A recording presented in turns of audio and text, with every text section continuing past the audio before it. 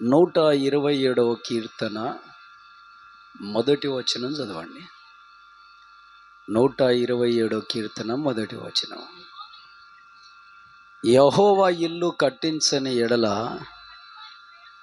దానిని కట్టువారి ప్రయాసము వ్యర్థమే. ఇటు వాక్యముతో దేవుడు మనతో మాట్లాడునుగాక. ఆమెన్. హల్లెలూయా, హల్లెలూయా. యెహోవా ఇల్లు కట్టించని ఎడల దానిని కట్టువారి ప్రయాసము వ్యర్థము. దేవుని పిల్లారా, ఇల్లు కట్టేదెవరు? ఇల్లు కట్టేదెవరు? దేవుడు. దేవుడు ఇల్లు కట్టువాడు కనుక దేవుడు ఇల్లు కట్టకపోతే మనమే స్వయంగా మన సొంత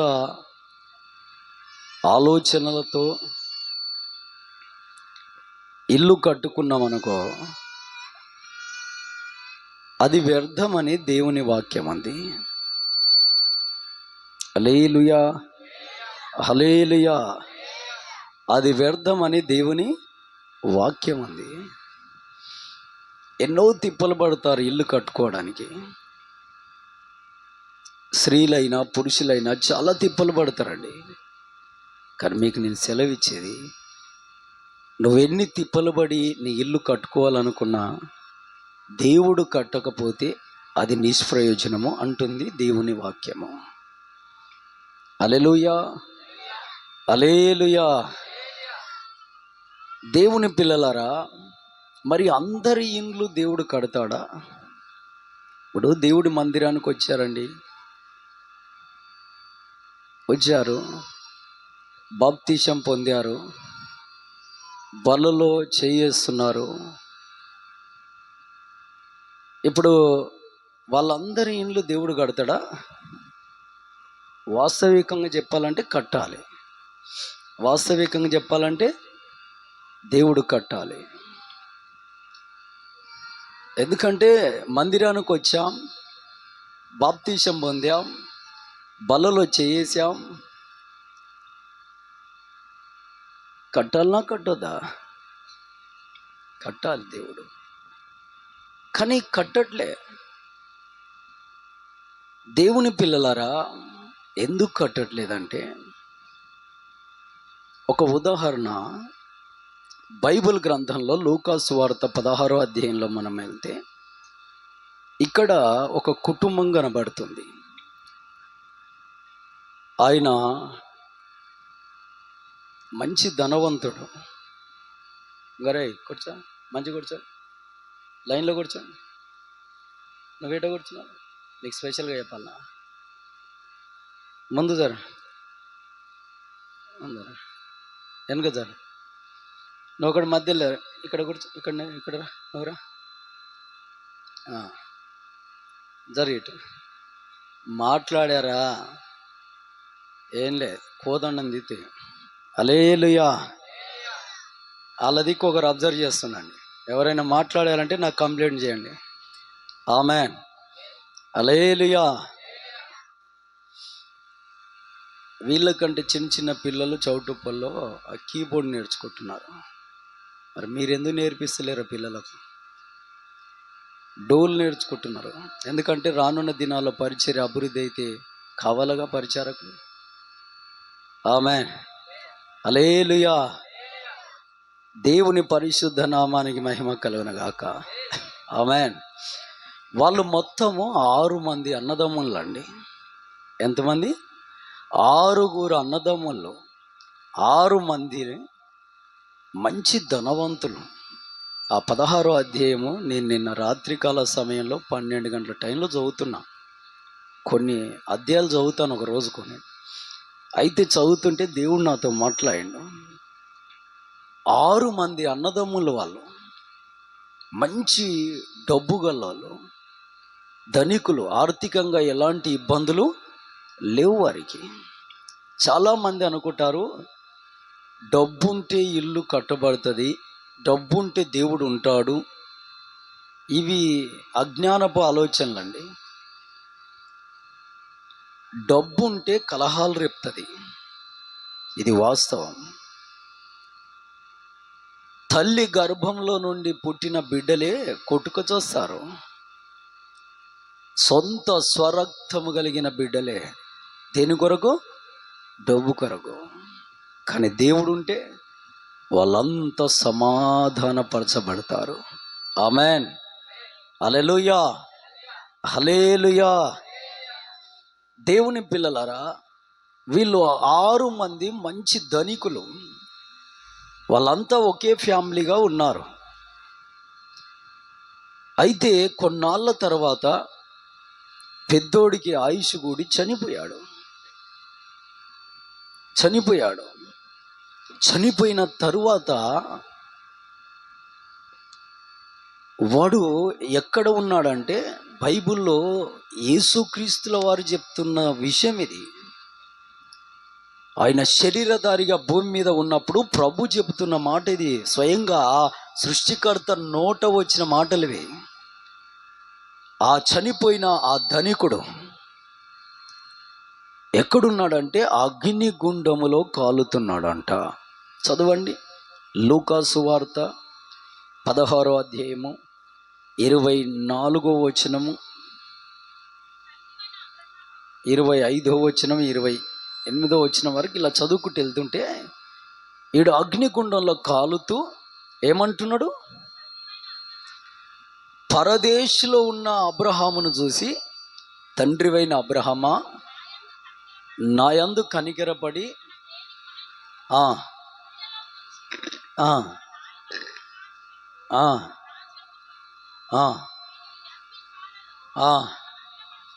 అగో ఎక్కడ యాతన పడుతున్నాడు? ₹1,00,00,000 ఇస్తే అగ్నిజ్వాలల నుండి తప్పించబడతామా అంటే?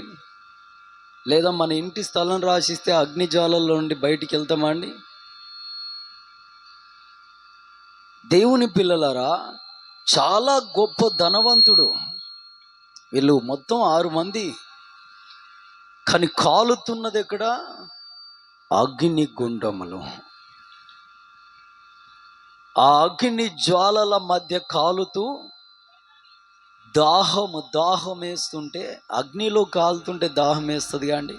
ఇప్పుడు ఎండలో నడిస్తేనే 2-3 కిలోమీటర్లు నడిస్తేనే 1 లీటర్ బాటిల్ నీళ్ళు తాగుతారు. అవి కూడా కూల్ వాటర్. మరి నరకాగ్నిలో కాలుతున్న వాడికి ఇంకెంత దాహంగా ఉండాలి? భయంకరమైన దాహం. అప్పుడు అడుగుతున్నాడు, అయ్యా, ఈ అగ్ని జ్వాలల మధ్య నేను యాతన పడుచున్నా, ఒక చుక్క నీళ్లుంటి ఇవ్వు నాయనా అని అబ్రహామయ్యని అడుగుతున్నాడు. అబ్రహామయ్య ఎక్కడున్నాడు? పరదేశంలో. అడుగుతుంటే అడుగుతూ ఏడుస్తున్నాడు. కాలుతుంటే బాధ కదా అండి, భయంకరమైన బాధ. 6 మంది అన్నదమ్ముళ్ళు, విస్తారమైన భూములు, బంగారము, వెలగల వస్త్రాలు, వెండి, ఇక బ్యాంకులో ఉన్నతమైన బ్యాలెన్స్, అన్ని రకాలుగా ఉన్నోళ్ళే. కానీ మరణించిన అనంతరము తన జీవితం ఎక్కడ? తన బ్రతుకు ఎక్కడుంది? నిత్య అగ్ని జ్వాలలో, అంటే నరకాగ్నిలో ఉన్నాడు. దేవుని పిల్లలరా, ఈ ఇల్లు దేవుడు కడుతున్నట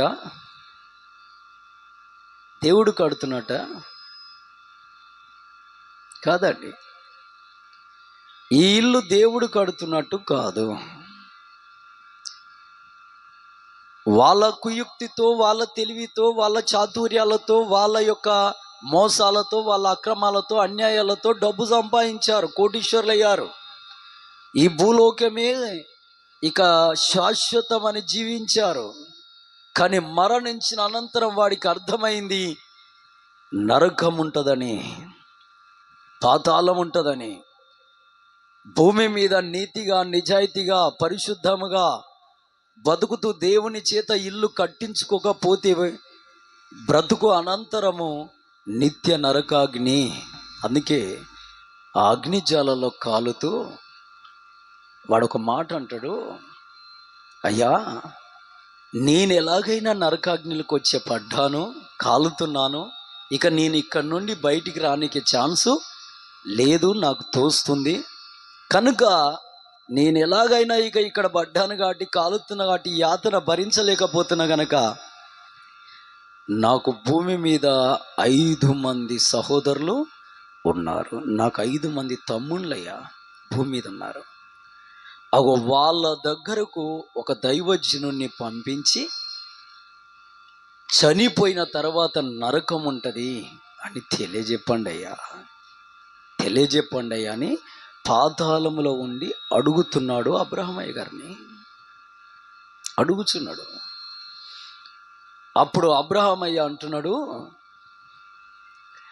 భూమి మీద మోషే ఉన్నాడు, ఆయన వెళ్ళి వాళ్ళకు ప్రకటించిన వారు నమ్మరు, వారు నమ్మరు. మోషే అనే అంత గొప్ప దైవజనుడు, అలాంటి అతను వెళ్ళిపోయి ప్రకటించిన 5 నమ్మరు. ఎందుకంటే సుఖాలకు, భోగాలకు, అన్యాయాలకు, అక్రమాలకు బాగా దిగజారిన వాళ్ళు కదా, మోస జీవితానికి బాగా దిగజారినటువంటి వ్యక్తులు వాళ్ళు. మోషే గారిని పంపించిన వాళ్ళు మారరయ్యా. అయితే ఆ అగ్నిజ్వాలలో కాలుతున్న ఆ వ్యక్తి అడుగుతున్నాడు, మృతుల్లో నుండి లేపబడిన వాడు ఎవడైనా ఉంటే, ఒకడుంటే అతన్ని పంపించు. మృతులను జయించి తిరిగి లేచిన వాడెవరండి? యేసుక్రీస్తుల వారు. అగో ఆయన వెళ్ళి చెబితే మారుతారయ్యా అంటే, కింద అబ్రహమయ్య గారు అంటాడు, మృతులలో నుండి తిరిగి లేచిన వాడు వెళ్ళి వారికి ప్రకటించిన వాళ్ళు నిజ దేవుణ్ణి విశ్వసించరు అంటున్నమాట. నిజ దేవుణ్ణి విశ్వసించరు. ఎందుకంటే దేవుని పిల్లరా, ఆ ఇల్లు ఎవరు కట్టట్లే? ఒకసారి మీరు ఒక మాట చదవండి, మత్తయి సువార్త 6వ అధ్యాయము 19-20 వచనాలు. 19, 20, 21. భూమి మీద మీ కొరకు ధనమును కూర్చుకొనవద్దు, ఇక్కడ చిమ్మటయు తుప్పును తినివైను, దొంగలు కన్నం వేసి దొంగిల్లెదరు. పరలోకమందు మీ కొరకు ధనమును కూర్చుకొనుడి, అక్కడ చిమ్మటైనను తుప్పైనను దానిని తినివేయదు. దొంగలు కన్నం వేసి దొంగతనము చేయరు. ఎక్కడి ధనాన్ని? పరలోకంలో సంపాదించుకుంటే. భూలోకంలో మీ కొరకు ధనమును సమకూర్చుకొనకూడదని బైబిలే చెప్తుందండి వాక్యము. దేవుడు అబద్ధం ఆడతాడా? దేవుడు మనము చాలా బీదోళ్ళం ఉండి ఆ టైంకి అడుక్కొని తిని బతికి మరీ ఇకారంగా బతకాలని కోరుకునేవాడా? కాదండి. భూమి మీద ధనమును సమకూర్చుకుంటే చాలా డేంజర్. ఎందుకంటే బైబిల్లో ఇదే అధ్యాయంలో చదువుకుంటూ వెళ్తే, మీరు 2 యజమానులకు దాసులుగా ఉండరు. ఎవరు ఆ 2 యజమానులు? ఒక ఆయన ప్రభు అయిన యేసుక్రీస్తు, ఇంకొక ఆయన ధనము, సిరి. అదే ఉంది బైబిల్లో. మీరు ఇటు దేవునికి అటు సిరికి దాసులుగా ఉండాలంటే ఉండలేరు. ఎవరికన్నా ఒకరికి మీరు దాసులుగా ఉండాలి. 2 దాసులు అంటే కాని పని. హల్లెలూయా, హల్లెలూయా. దేవుని పరిశుద్ధ నామానికి మహిమ కలుగునుగాక. ఆమేన్. బైబిల్లో ఒక మంచి మాట ఉంది, ₹1,00,00,000 మాట.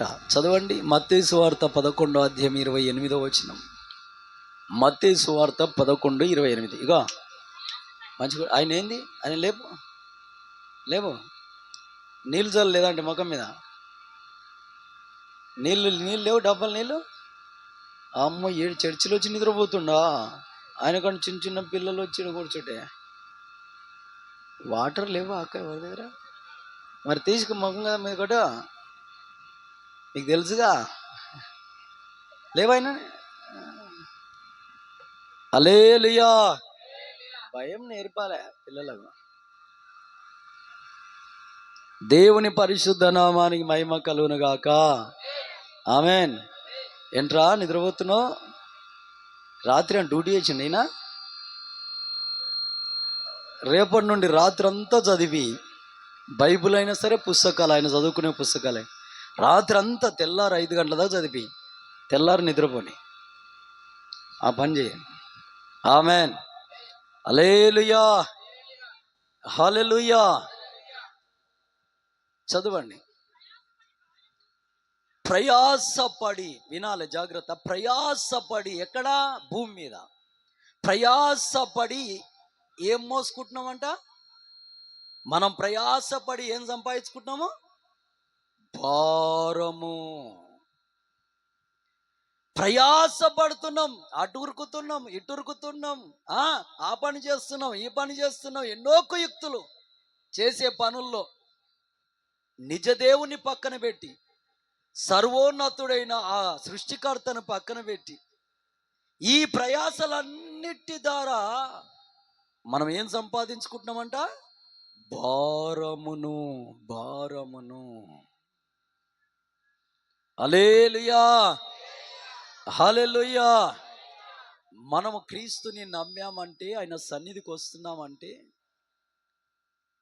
ఆయన ఆనవాళ్ళు ఏంటివి, ఆయన పరిశుద్ధత ఏంటిది, ఆయన నీతి ఏంటిది, ఆయన మూర్తి మంత్వం ఏంటిది, ఆయన దైవిక స్వస్థత ఏంటిది, ఆయన యొక్క దర్శనాలు ఏంటివి, స్వప్నాలు ఏంటివి, ఇవి ఖచ్చితంగా అవసరం కనుక్కోవడం. ఆమెన్. హల్లెలూయా. ఒక దైవిక ఆరాధన చెయ్యాలంటే ఏమేమి సామాగ్రి పడుతుందో మీరు ముందుగానే పట్టిక రాసుకొని అన్ని తీసుకొచ్చి చేస్తుంటారు కదా ఇంతకు ముందు మీరు పాత జీవితంలో. మరి ప్రభువైన యేసుక్రీస్తుల వారిని నమ్మినప్పుడు ఆయన ఆనవాళ్ళు ఏంటివి, ఆయన్ని ఎలా ఆరాధించాలని తెలుసుకోవడం ముఖ్యం కదా. ఆమెన్. హల్లెలూయా హల్లెలూయా. దేవుని పిల్లలారా, ప్రయాసపడి తిప్పలు పడి బాధలు పడి ఎక్కడెక్కడో తిరిగి ఏమేమో చేసి ఏం సంపాదిస్తున్నావు? భారమును. ఎంత కష్టపడ్డా, ఎంత చెమట వచ్చినా ఇది నిరర్థకము, చినిగిన సంచిలో వేసినట్టే ఉంటుంది. కారణం ఎవరు కట్టట్లే ఇల్లు. ఆమెన్.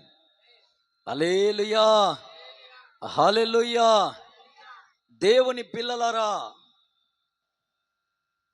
ఆలోచించాలి. బైబిల్లో యేసయ్య ఒక మంచి మాట అన్నాడు, నాకు వేరుగా ఉండి మీరేమీ చేయలేరు. ఆమెన్. హల్లెలూయా. ఆలోచించాలి మనం. ఇంకొకటి, మన తలకు మించిన భారం మన మీదకి వస్తుంది అనుకో, దేవుడు బైబిల్లో ఏమన్నాడంటే, నేను ఎవరిని ఎప్పుడు ఎన్నడూ శోధించను అన్నాడు. ఎక్కడ? యాకోబు పత్రిక చదవండి, 1:14 అనుకుంటాను. 1వ అధ్యాయం 14వ వచనం.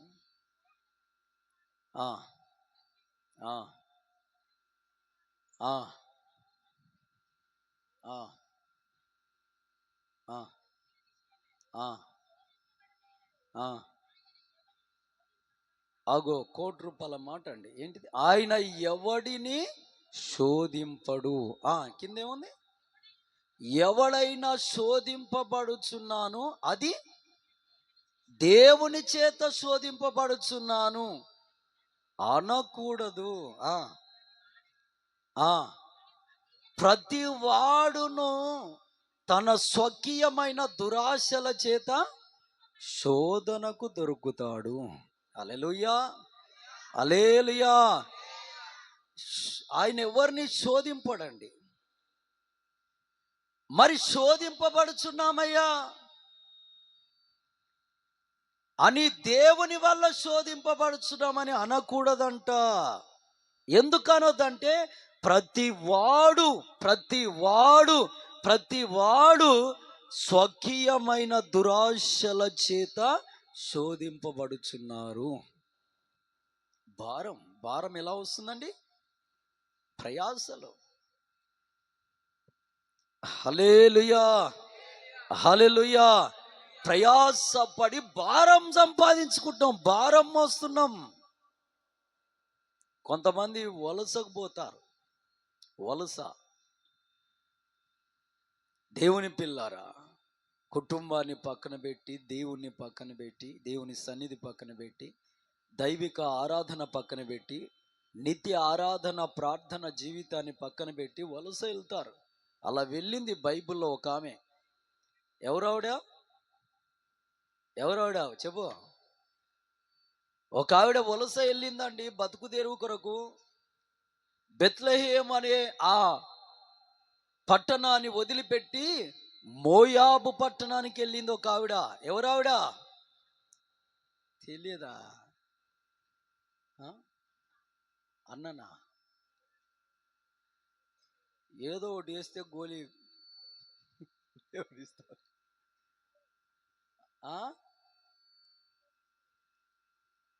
ఆలోచన చేయి, మెదడుకు పని పెట్టు. నిన్న మొన్న బాగా మరి నాన్ వెజ్ ఎక్కువ తింటే దీని పవర్ ఏమవుతుందండి? ఆమేన్, హల్లెలూయా, హల్లెలూయా. దేవుని పరిశుద్ధ నామానికి మహిమ కలుగును గాక. ఆమేన్, హల్లెలూయా, హల్లెలూయా. చేతులెత్తాడు, అందరు చేతులెత్తాడు. హల్లెలూయా, హల్లెలూయా, ఆమేన్. ఎవరావిడ? నయోమి గారుగా అండి, రూతు గారి అత్తగారుగా. తన భర్తను తీసుకొని, తన 2 కుమారులను తీసుకొని ఎక్కడికి వెళ్ళింది? మోయాబుకు వెళ్ళింది. బెత్లెహేము అంటే దేవుని పరిశుద్ధమైన రొట్టెల సన్నిధి. అక్కడ నిత్యము ప్రార్థన, సహవాసము, సంఘ సహవాసము, దేవుని నమ్మిన పిల్లలు కూడి ప్రార్థించే జీవితాలు వదిలి, నాకు డబ్బు కావాలి, ఆశీర్వాదాలు, ఐశ్వర్యాలు అని ఎక్కడికి వెళ్ళింది? మోయాబుకి వెళ్ళిందండి. మోయాబు దేశానికి వెళ్ళిపోయి, మోయాబు దేశంలో అక్కడ వేసింది ఇక అడ్డ. బాగుపడ్డదా అండి? ఏమన్నా బాగుపడ్డట్టుందా బైబిల్లో? 2 పెళ్ళిళ్ళు చేసింది. పెద్దోడికి చిన్నోడికి, 2కి. పెద్దోడి భార్య పేరు ఏం పేరు? నేను అనలే, ఏమైంది? అంతకుముందు కంటే టక్కా టక్కా టక్కా అందించేది, ఇప్పుడు వస్తలేదు. ఏం పేరు? చిన్నోడి భార్య పేరు రూతు, అంతే కదా. పెద్దోడి భార్య పేరు ఆమె పేరు ఎక్కువ ప్రస్తావించాం మనం, ఎందుకంటే మనకు అవసరమైన వాళ్ళ పేర్లే ప్రకటిస్తాం ఎక్కువ. ఏం పేరుంది? తెలియదా? ఎవరు తెలియదు? ఇక్కడ 10 రూపాయలు ఇస్తా చెప్తే. హల్లెలూయా. మరి ఎక్కువ అంటూ ఉండాలి కానీ డబ్బులు. బలో ఇన్ని సంవత్సరాలు నింటుంది వాక్యం. ఓర్ప ఏం పేరు? హల్లెలూయా. 2కి వివాహం చేసింది, కానీ వెళ్ళిన సంవత్సరం వరకు, అంటే వివాహం చేసిన సంవత్సరం వరకు పెద్దోడు చనిపోయాడు. మరో సంవత్సరం వరకు చిన్నోడు చనిపోయాడు. వీళ్ళకంటే ముందే ఆ కుటుంబ యజమాని ఏమయ్యాడు? మరణించాడు. దేవుని పిల్లలరా, అప్పుడు ఆవిడ అంటుంది నయోమి, యెహోవా నాకు విరోధుడాయను, దేవుడు నాకు విరోధుడాయను. చేసుకున్నదంతా ఈవిడ, తిప్పలు పడ్డదంతా ఈవిడ, భారం తెచ్చిపెట్టుకుందంతా ఈవిడ. దేవుడు పొమ్మన్నాడా? మోయాబులో కాపురం పెట్టమన్నాడా? బెత్లెహేము దేవుడి సన్నిధిని విడిచి, హల్లెలూయా హల్లెలూయా. దేవుని పిల్లలారా, ఇలా ఎన్నో ఎన్నో భారాలు వారి కుయుక్తుల దారనే, వారి తెలివి దారనే, వారి అజ్ఞానం దారనే, వారి ఐకిక విచారణ దారనే, బైబిల్లో ఏం రాసిందండి యాకోబు పత్రికలో? వారి యొక్క ఏమనుంది? దేవుడు ఎవరిని శోధించడు, కానీ వారి యొక్క స్వకీయమైన దురాశలు. హల్లెలూయా హల్లెలూయా. ఆ డబ్బు సంపాదించడం ఏమో కానీ, ఆ ధనము సంపాదించడం ఏమో కానీ, అక్కడ సమాధానము శాంతి కలిగి బతకడమేమో కానీ, మనుషుల ప్రాణాలేమయ్యాయి, కూలిపోయారు. తలకు మించిన భారం మన పైకి వస్తుందనుకో, you must and should stand and wait. నువ్వు నిలబడి ఆలోచించాలి. నేను మోయలేని భారం నా మీదకి వస్తుంది అంటే, నా ఇల్లు ఎవరు కట్టట్లే? ఆమేన్ హల్లెలూయా. అంటే నా ఇల్లు ఎవరు కట్టట్లే? దేవుని ప్రమేయం లేకుండా నా తిప్పలతోనే కడుతున్నానా? ఆలోచించాలి. గుంటూరులో ఒక ఆవిడ రైస్ మిల్ ఉంది, 12 ఎకరాల నిమ్మ తోట ఉంది, కొంత ఆస్తి ఉన్న పర్లే. వాళ్ళు బిడ్డను కనగానే వారం రోజులకు అర్ధరాత్రి గట్టిగా కేకేసి చనిపోతుంది. అలా ఎందరు చనిపోయారంటే 7 మంది చనిపోయారు. 7 మంది ఆ ఇంటిలో చనిపోయేసరికి వాళ్ళకు భయం పుట్టుకొని, ఏంద్రా ఇది అని మోయలేని బరువు భారము తల మీదకి వచ్చింది. నాయను అని ఉన్నయన్నీ అమ్మేసుకున్నారు, ఏమీ లేదు, భయంకరమైన ఇబ్బంది. తలకు మించిన భారము తలపైకి వస్తుందంటే, మోయలేని భారము మీదికి వస్తుందంటే, కొద్దిగా నిలబడి ఆలోచించారు. అప్పుడు వాళ్ళకి అర్థమైంది, ఇల్లు ఎవరు కట్టట్లే? ఆమె దేవుడు కట్టట్లే. బైబిల్ తేటగా చెప్తుందండి, యెహోవా యెహోవా యెహోవా యావే యేసుక్రీస్తు ఆయన ఇల్లు కట్టించని ఎడల కట్టుకోవాలని పడుతున్న నీ తిప్పలన్నీ వ్యర్థము. ఇదే ఉంది వాక్యంలో. ఆమేన్ హల్లెలూయా. దేవుని పిల్లారా, ఎందరో చాలా లోతులోకి వెళ్ళిపోతున్నారు. ఒక ఇంటిలో, నాకు తెలిసిన ఇంటిలో 7 మంది ఉంటారండి. 4 కుమార్తెలు, భర్త భార్య, కుమారులు 4 కుమారులు, భర్త భార్య, ఒక కూతురు. ఎంతమంది అయ్యారు? 7 మంది. అందరూ ఎదిగిన వాళ్ళే, పెద్దోళ్ళే, అందరూ డబ్బు తెచ్చే వాళ్ళే ఇంట్లోకి. వాళ్ళ కొడుకుకు ఉద్యోగం నెలకు 40,000 చిల్లర వస్తుంది. ఇంకా చిన్నోడికి ఐటీ కంపెనీలో చేస్తాడు, వాడికో 30,000 చిల్లర వస్తుంది. ఇలా ఒక్కొక్కరు ఒక్కొక్క ఉద్యోగంలో ఉన్నోళ్ళే. తండ్రి మేస్త్రి పని చేస్తాడు, ఆయన ఒక నెలకు 40,000-50,000 సంపాదకుడే. అంత చూస్తే దగ్గర 1,50,000 పైచెలకు సంపాదన. కానీ నెలగాంగనే ఏమైతుంది? మరలా 1,50,000 సంపాదన. కానీ నెల తిరగక ముందే ఆ 1,50,000 సంపాదన కనబడట్లే. వాళ్ళు అడిగారు, ఏందయ్యా పరిస్థితి అంటే, నేను అన్నాను, ఒకసారి నిలబడి ఆలోచించండి. మీరు కట్టుకుంటున్నారా ఇల్లు? దేవుడు కడుతుండా? ఆమేన్. మరి దేవుడు కట్టాలంటే ఎలా? మేము కూడా దేవుణ్ణి నమ్మాం కదా, బాప్తిజం పొందాం కదా, బలలో చేస్తున్నాం కదా. దేవుడు కట్టట్లేదంటే కారణం చదవండి. మత్తయి సువార్త గ్రంథము 4వ అధ్యాయము 17వ వచనం.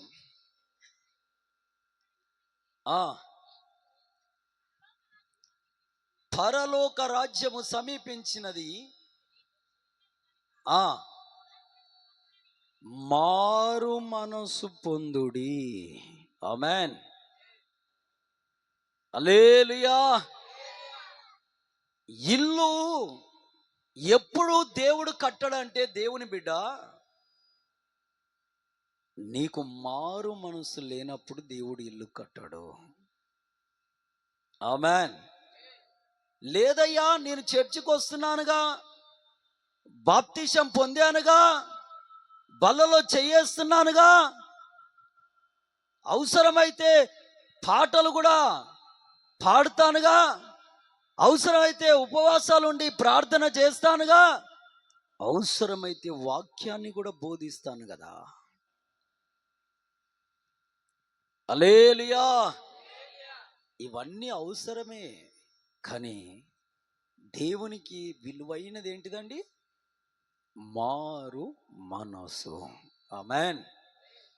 మారు మనసు లేకుండా నువ్వెన్ని చేసినా అవి దేవునికి మహిమ, నిన్ను ప్రేమిస్తూనే ఉంటాడు, కానీ ఇల్లు మాత్రం కట్టడు. ఇంటి జోడికి రాడాయన. నువ్వు కట్టుకోవాల్సిందే, నువ్వు కట్టుకోవాల్సిందే. హల్లెలూయా, హల్లెలూయా. మారు మనస్సు. ఎందుకంటే బైబిల్లో మారు మనసు గురించి భలే ఉందండి. మత్తయి సువార్త 3వ అధ్యాయం 7వ వచనం చదవండి. మత్తయి సువార్త 3:7.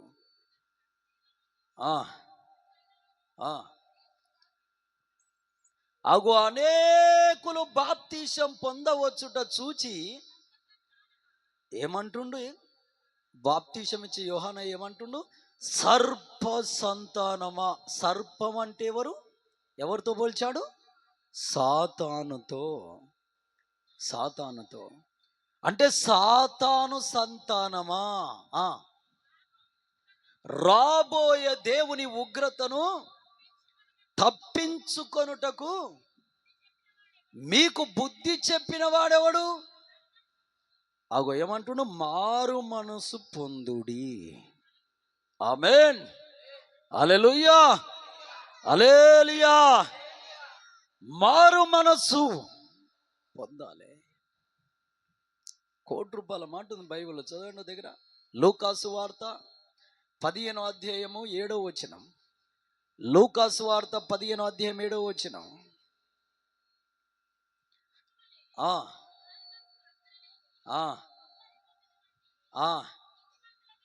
ఆగు, ఇక్కడ ఆగు. మారు మనస్సు అక్కరలేని 99 మంది నీతిమంతుల కంటే, నీతిమంతులే నీతిమంతులే నీతిమంతులే. ఇక మంచిగా కూర్చోండి. మీరు ఎట్లా కూర్చోరు? ఇటు జారు, ఈడురా. ఓరి నాయన, మీకు అసలు వీళ్ళ అమ్మ నాయనలు ఎవరో ఈ ప్రార్థన అయిపోయినాక జర ఇడికి రావాలి. ఈ వారంలో చక్కగా చేయాలి వీళ్ళని మీరు. నిజంగా దేవుని స్తోత్రం. ఆమేన్, హల్లెలూయా. ఏం చెప్తున్నాం? మారు మనసు గురించి. నీతిమంతులే.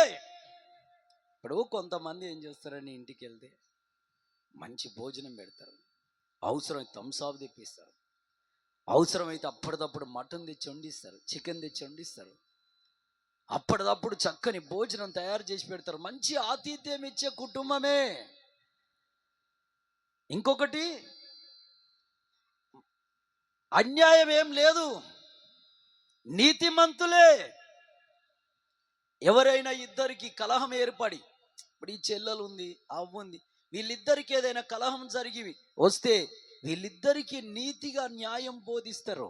అది స్త్రీ అయినా పురుషుడైనా నీతిమంతులే. కానీ ఏం లేదు, ఏం లేదు.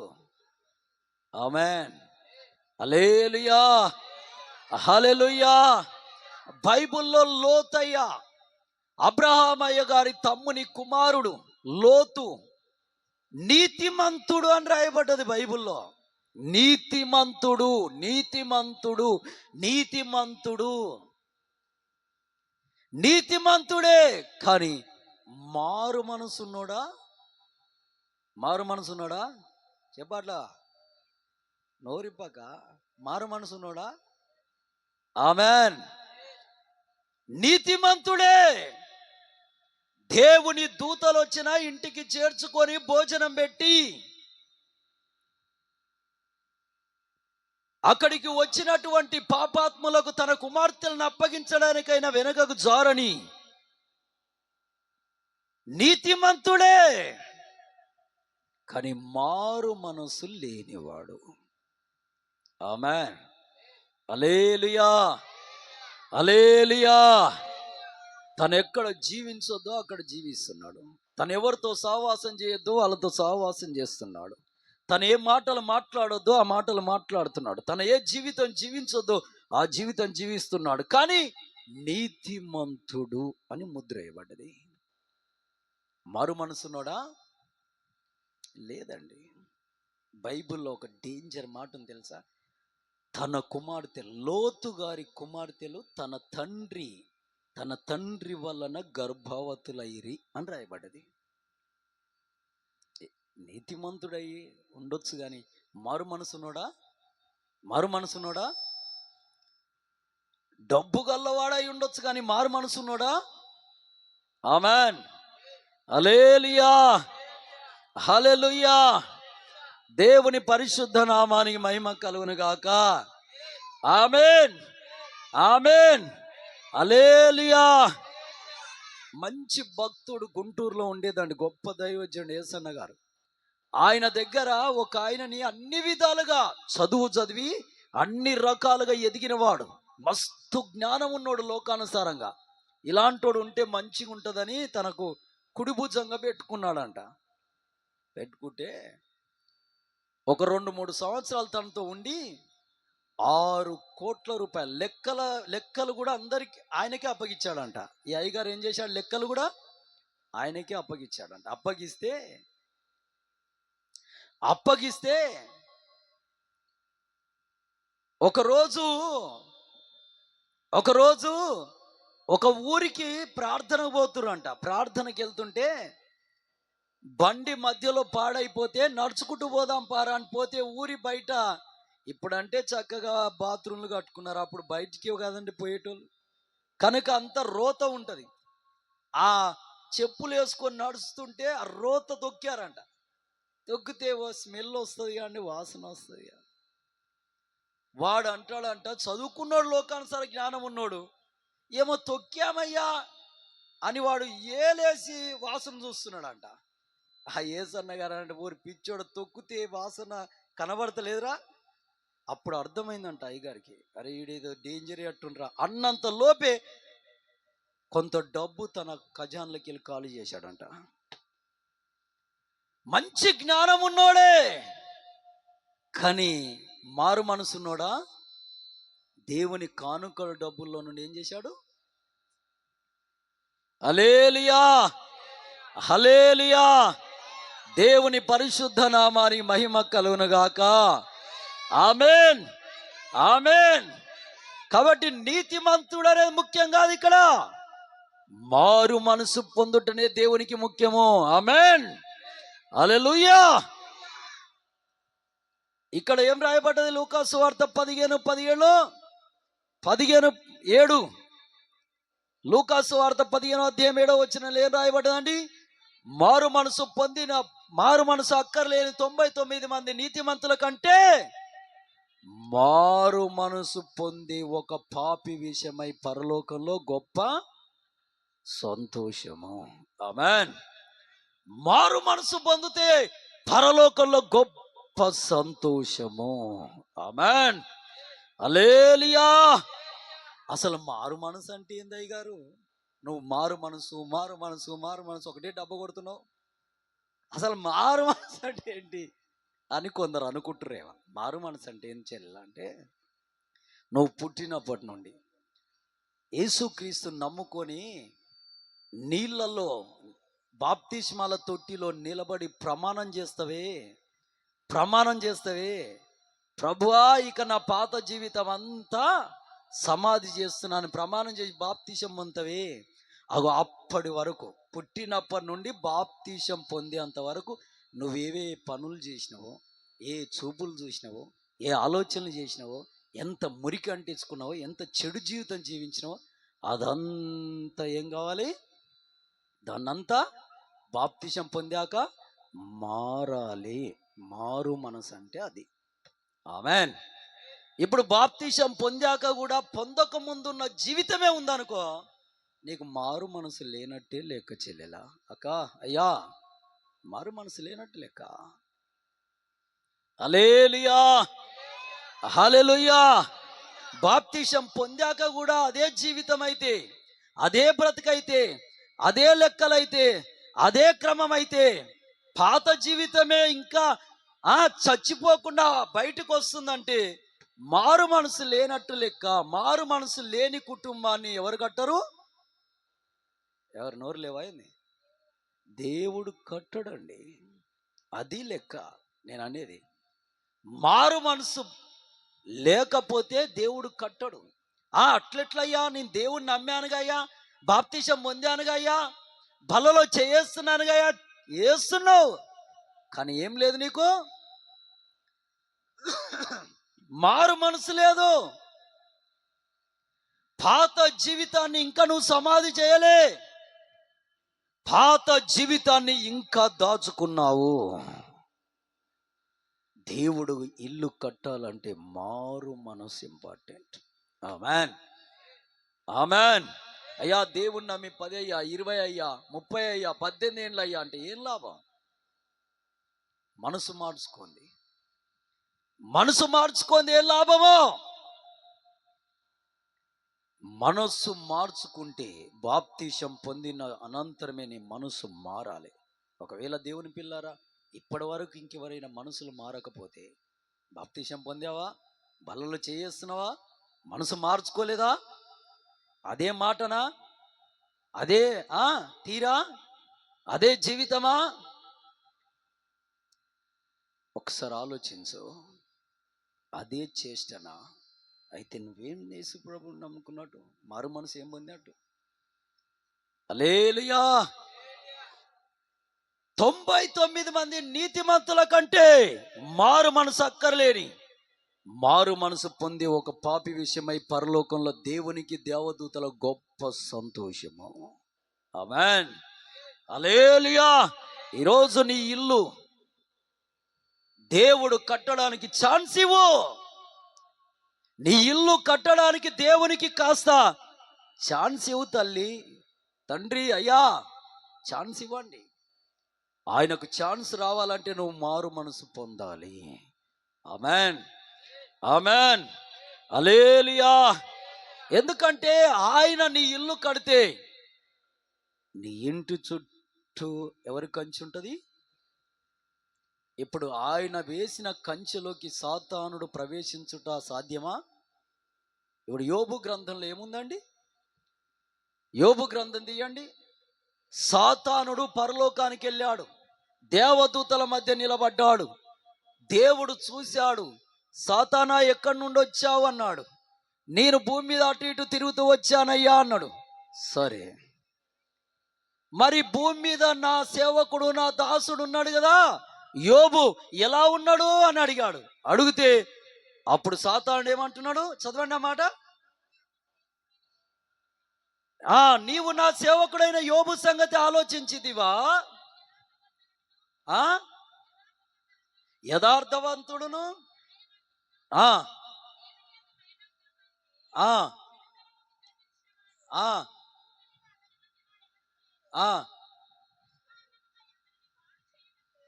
అది కాదు, పరలోకానికి వెళ్తాడు సాతానుడు, అపవాది. చదువుతలేవు అది? వెళ్తే అడిగితే ఆయన ఆస్తి చుట్టూ, ఆయన పిల్లల చుట్టూ, ఆయన చుట్టూ, ఆయన ఇంటి చుట్టూ నీ కంచె వేస్తేవిగా అయ్యా, నీ కంచె వేసిన తర్వాత నేను ఎలా వెళ్ళగలుగుతాను? ఆమేన్, ఆ మాట ఉంటుందిగా. ఎందుకు చదువుతారు? బైబిల్ ఆ ఆ ఆ ఆ ఆ ఆ ఆ అగో యెహోవా నువ్వు ఎక్కడి నుండి వచ్చితివి సాతానని అడిగినప్పుడు ఆ భూమి మీద అటు ఇటు తిరుగుతూ వచ్చి తిని భూమిలో సంచరించచ్చు వచ్చి తిని అనెను. ఆ కంచె ఉంటదని ఉంటది. నా సేవకుడైన యోబు. అమ్మ ఎలా ఉండదు, నేనే తీయాలి బైబిల్. బైబిల్ చదివే వాళ్ళకైతే డైలీ చదవాలి బైబిల్. కొన్ని అధ్యాయాలు 10-20 అధ్యాయాలు చదవాలి. అగో నీవు అతనికి అతని ఇంటి వారికి అతనికి కలిగిన సమస్తమునకు చుట్టూ కంచె వేస్తేవి కదా. ఆ ఆ ఆ ఆ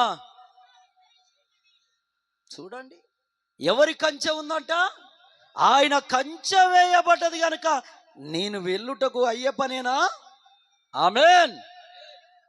నువ్వు కంచేసినావు అనుకో, నీ ఇంటి చుట్టూ సాతానుడు వస్తాడా రాడా ఇంట్లోకి? నీ సొంత కుయుక్తితో, నువ్వు సొంత తెలివితో, నీ సొంత తిప్పలతో నీ ఇంటి చుట్టూ కంచేసుకున్నావు అనుకో, ఎవరు వస్తారు?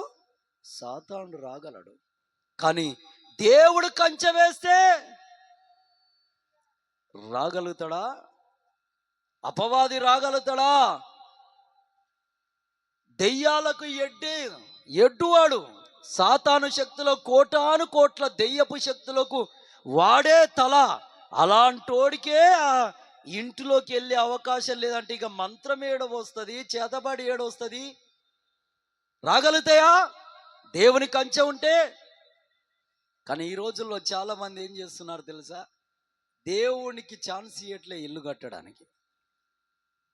దేవునికి ఛాన్స్ ఇవ్వట్లే, వాళ్ళే కట్టుకుంటున్నారు. కానీ బైబిల్ ఏం చెప్తుంది? మీరు కట్టుకుంటే అది వ్యర్థము, మీ ప్రయాస వ్యర్థము. హల్లెలూయా, హల్లెలూయా, హల్లెలూయా. యెహోవా దేవుడు ఇల్లు కట్టాలి. ఆయన ఇల్లు కట్టాలంటే నువ్వు మారు మనసు పొందాలి. ఆమేన్, హల్లెలూయా. మారు మనసు అంటే ఏంటి నాయన అంటే, బాప్తిసం పొందక ముందుకున్న జీవితం అంతా చావాలి. ఆమేన్, హల్లెలూయా. బాప్తిస అనంతరం నువ్వు మారు మనసు పొందాలి, మారాలి. దేవుని వాక్యానికి సంపూర్ణంగా తల వంచి, వాక్యం ఏం చెప్తుంది, ఎలా ఉంది, ఏం కథ, ఏంది అని 1కి 10 సార్లు చూసుకుంటూ బ్రతుకుతే అది నీకు గొప్ప దీవెన. ఆమేన్, హల్లెలూయా. మరి ఒక మాట అండి, అడవిలో గొర్రెలు మేపుకునేటోడు 2-3 గొర్రెలు, అసలు చిన్న గోచిబడ్డ కట్టుకునేటోడు, చెట్లకు ఎప్పుడన్నా ఒక కాయ దొరికితే తినేటోడు. అన్నం కూడా లేదు సరిగా. మనం చికెన్ తింటాం, మటన్ తింటాం, రొట్టెలు తింటాం, అన్ని తింటాం. కానీ ఆయనకు అవన్నీ ఉన్నాయా? లేవు. ఆ చెట్ల కాయలే తిప్పలు, కడుపు నింపుకోవాలి, ఏటి నీళ్లు తాగాలి. అలాంటోడు సింహంతో ఫైటింగ్ చేసి గెలవాలంటే మాటలా? అలాంటోడు ఎలుగుబంటితో ఫైటింగ్ చేసి గెలవాలంటే మాటలా? ఏం బలం ఉంటుందండి అలాంటి వాళ్ళకి? అలాంటోడు గొలియాదుతో 6 మూరల జానడెత్తున్న వానితో చిన్న రాయితో కొట్టి చంపాడంటే అది మాటలా? ఆలోచించాలి. హల్లెలూయా. నీకు ఆహారం ఉన్నదో లేదో, ఎక్కడ బతున్నావో, పెద్ద ఇంట్లో కాదు గుడిసెలో బతున్నావో, గుడిసెలో కాదో చెట్టు కింద జీవితమేమో, కానీ ఎవరు నీ పక్షాన ఉండాలి? ఎవరు నీ ఇల్లు కట్టాలి? ఆమేన్, హల్లెలూయా, హల్లెలూయా. అడవిలో ఆ పూటకు ఒక చెట్టుకాయ దొరికితే చాలరా అని తిరిగేటోడే, ఆ పూటకు ఏటి నీళ్లు తాగేవాడు. తన వయసు నిండా కూడా రాలే ఇంకా రాజరికం వెళ్ళడానికి, అప్పుడే ఎక్కడ కూర్చున్నాడు? యూదా దేశపు సింహాసనం మీద. ఆమేన్. చదువు లేదు, సంధ్య లేదు, ఏలు ముద్రోడు, ఎవరిలో గౌరవం లేనోడు, ఆధార్ కార్డు లేనోడు, రేషన్ కార్డు లేనోడు ఎట్లయ్యాడు రా దేశానికి రాజు అంటే అక్కడ కూర్చుండబెట్టింది ఎవరు? ఆ ఇల్లు కట్టుంది ఎవరు? సృష్టికర్త. ఆమెన్, ఆమెన్, హల్లెలూయా. నీకు ఏముంటాయో ఏముండవో అన్నీ అనవసరం. అయ్యా నాకు చదువు లేదయ్యా. అబ్బా చదువు ఉంటే ఏం చేద్దు? చదువు చదివిన వాళ్ళు ఎడగొక్కున్నావు తెలుసా? గొప్ప గొప్ప చదువులు చదివిన వాళ్ళు ఈరోజు వ్యవసాయం చేసుకుంటున్నారు తెలుసా? ఇక చదువు ఉంటే కలెక్టర్ అయిదువో, మరి డిఎస్పీ అయిదువో, డీజీపీ అయిదువా. ఆమెన్, హల్లెలూయా. వాటితో దేవునికి పని లేదు, నీ మారు మనసుతోటి పని అయినకు. ఆమెన్, హల్లెలూయా. మారు మనసు అంటే పరిశుద్ధమైన జీవితం జీవిస్తారు వాళ్ళుగా. ఆమెన్, హల్లెలూయా. మా చర్చిలోకి ఒకరోజు పాము వచ్చింది. మామూలు పాము కాదు, ఈ అన్న కూడా వాట్సాప్ పెట్టాం. ఇంతలో పాము, అది నాగు పాము.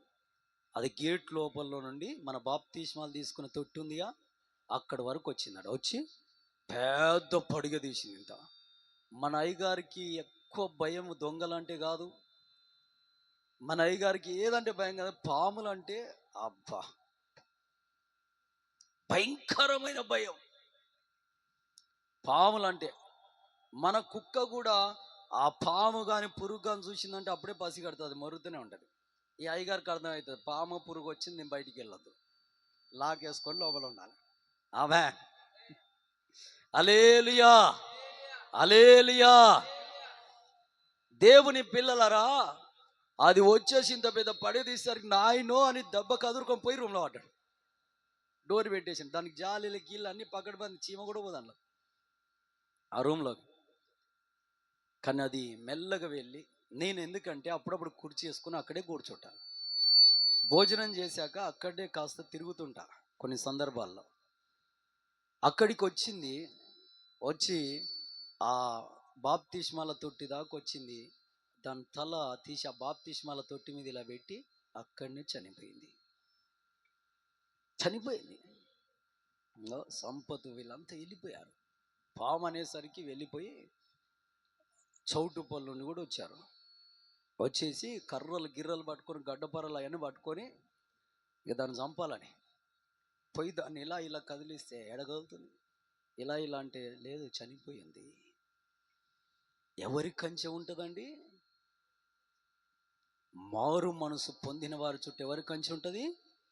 ఆమెన్, హల్లెలూయా, హల్లెలూయా. అది కాటే కనుక వేసిందండి, మామూలు తిప్పలాగా. నేనుండేది ఏ రూమ్లో అండి? నా దగ్గరికి రావాలంటే 3 డోర్లు దాటాలి, 3 గడియల్లోకి వెళ్ళి రావాలి మీరు. ఆ రూమ్లో ఉంటా నేను. దాంట్లోకి చిన్న పురుగు కూడా రాదు. కానీ మొన్న నేను బైబుల్ చదువుకుంటున్నాను. బైబుల్ చదివేటప్పుడు నేను ఏడుస్తా బాగా. ప్రార్థన చేసేటప్పుడు కూడా ఏడుపు రాదు నాకు. బైబుల్ చదివితే నాకు ఏడుపు వస్తుంది బాగా. ఎందుకంటే ఎంత ధన్యత ఇచ్చిండు ఆయన. దేవుని స్తోత్ర. బైబుల్ చదువుతుంటాను, చదివేటప్పుడు బాగా డీప్లో ఉంటాను. ఎవరు వచ్చి మాట్లాడితే ఇక బాగా సీరియస్ అవుతా. అప్పుడు అయితే చెయ్యి ఇలా పెట్టాను, ఇలా మెత్త మీద బైబిల్ పెట్టి చదువుతున్నా. చదివితే చాలా గంటలు గంటలు చదువుతాను నేను బైబిల్. చదువుతుంటే తేలు, ఇంత తేలు, తాటి తేలు అని ఇంతలో ఉంది. అది వీళ్ళు చూశారు, ఇంత తేలు వచ్చేసి నా ఏలు మీద మంచిగా కూర్చుంది. నేనేమో ఇలాగే చదువుతా ఉన్నాను, ఇంట్రెస్ట్ పెట్టి చదువుతున్నా.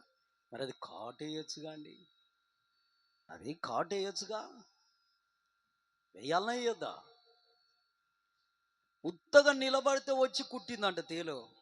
లబోదిబ మొత్తుకుని నాకు ఫోన్ చేసిండు, అయ్యగారు తేలు కొట్టింది, అయ్యగారు తేలు కొట్టింది. ఇప్పుడు నేను చెయ్యి పెట్టుకున్నాను, చెయ్యి మీదకి ఎక్కింది, చక్కగా దాని మీద కూర్చుంది. నేనేమో ఇంట్రెస్ట్ పెట్టి చదువుతున్నా, కన్నీళ్ళు వస్తున్నాయి, ఏడుస్తున్నా. ప్రభువా ఈ వాక్యానుసారంగా నేను బతకాలయ్యా, ఈ వాక్యం నాలో స్థిరపరచాయా అని ఏడుస్తుంటే అప్పుడు నా కన్ను అటుపోయింది. ఎందుకంటే సంపత్ వచ్చేసరికి వాయిస్ వినబడ్డది. ఆ వాయిస్ వినబడేసరికి ఆ సంపత్ వచ్చిండా అని ఇట్లా చూస్తే చేతి మీద ఉంది. దేవుడిస్తా ఎవరికి కంచె ఉంటుందండి? ఆమెన్. దానికి కూడా మనసు రావాలి కుట్టాలని. కానీ కుట్టే మనసు లేకపోతే ఆ మనసు తెప్పించేది దేవుడే. ఆమేన్, హల్లెలూయా, హల్లెలూయా. దేవుని పరిశుద్ధ నామానికి మహిమ కలుగును గాక. ఆమేన్. ఎంతైనా దేవుని కాపు ఉండాలండి మనకు. ఎవరు కాపు ఉండాలి? దేవుని కాపుదల ఉండాలి. ఆమేన్, ఆమేన్. మరి మామూలుగా అక్కడ గొర్రెలు మేపుకునేవాడు దేశానికి మహారాజు అంటే మాటలాంటి ఎన్ని ట్రైనింగ్లు ఉంటాయి, ఎన్ని తరబేదులు ఉంటాయి, ఎంత గొప్ప లెవెల్ చదువు ఉండాలి, ఏ జీవితం జీవించాలి, వాళ్ళ వెనకాల ఉన్న తరాలు బలగము ఎంత బలమైనది ఉండాలి. అవేవన్నీ ఉన్నాయా? ఏమీ లేవు. ఆమేన్, హల్లెలూయా, హల్లెలూయా. ఒక అనాథ బిడ్డ ఆ పూటకు భోజనం లేక చలేస్తే గోధుమ గడ్డి కప్పుకొని బతికే జీవితం. అలాంటి ఆవిడ దేశానికి మహారాణి కావాలంటే అయ్యే పనేనా? ఆమేన్, హల్లెలూయా. చెప్పుకోవడానికి బాగుంటది, కానీ నువ్వుగా మహారాణిగా అయితవేమో, నువ్వుగా రాజుగా అయితవేమో. దేవుని పరిశుద్ధ నామానికి మహిమ కలుగును గాక. ఆమేన్, ఆమేన్. దరిదాపుగా కొన్ని వందల సంఖ్యలో యవన స్త్రీలు రాజుగారి ఎదుటొచ్చి నిలబడితే, రాజుల కుమార్తెలు కూడా బహు అందమైన స్త్రీలు వచ్చి నిలబడితే కూడా రాజుకు నచ్చలే. అనాథ బిడ్డ ఆ పూటకు భోజనం దొరికితే దొరికినట్లేదంటే లేదు.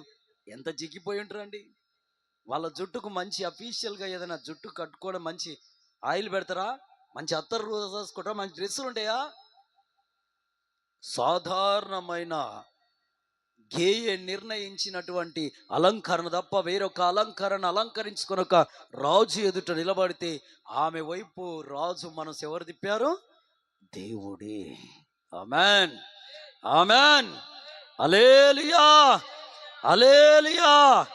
లేదా ఇంటిలో ఇంత నూనె అండి, కొద్ది నూనె, లక్షల రూపాయల అప్పులు కట్టే అంత, డ్రమ్ములు నిండే అంత నూనె ఊరడం అంటే అది మాటలా? నువ్వు ఊరించు. మారు మనసు పొందిన వారి కుటుంబాల్లో దేవుడు ఉంటాడు. ఆమేన్. మారు మనసు పొందిన కుటుంబాలను దేవుడు కడుతాడు. ఆమేన్. మారు మనసు పొందాలి, మారు మనసు పొందాలి. ఒక్కొక్క మెట్టు ఒక్కొక్క మెట్టు ఒక్కొక్క మెట్టు ఎక్కాలి. చివరికి ఎవరి పోలికలు మారాలి? ఆ క్రీస్తు పోలిక వచ్చే వరకు. ఆమేన్, ఆమేన్, హల్లెలూయా, హల్లెలూయా. దేవుని పరిశుద్ధ నామానికి మహిమ కలుగును గాక. ఆమేన్, ఆమేన్. కాబట్టి మారు మనసు పొందాలి. ఓ ప్రార్థన చేయాలంటే అందరు కనబడేటట్టు బాహాటంగా చేయవలసిన అవసరం లే, నేను ఎవడు మెచ్చుకోవాల్సిన అవసరం లే. ఎలా చేయాలి? మత్తయి సువార్త 6వ అధ్యాయంలో ఏముంది? రూములోకి వెళ్ళాలి, గడి వేసుకోవాలి, నీ రహస్యం మందు చూస్తున్న తండ్రికి నువ్వు ప్రార్థన చేయాలి.